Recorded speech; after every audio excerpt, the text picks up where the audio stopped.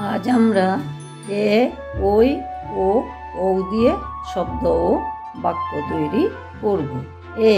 এ দিয়ে এক, এ ক এক, এক রবিতে জগৎ আলো। ওই দিয়ে ঐরাবত, ওই অন্তস্থ আকারে রা ব ত, ঐরাবত সে বড়ই ভালো। ও দিয়ে ওল, ওল ফলেছে নদীর ধারে। ঔ দিয়ে ঔষধ, মূর্ধন্যষা ধ, ঔষধ খেলে অসুখ সারে। আমি আবার পড়ছি। এ দিয়ে এক, এ ক এক, এক রবিতে জগৎ আলো। ওই দিয়ে ঐরাবত, ওই অন্তস্থ আকারে রা ব ত, ঐরাবত সে বড়ই ভালো।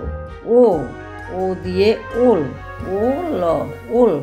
ওল ফলেছে নদীর ধারে।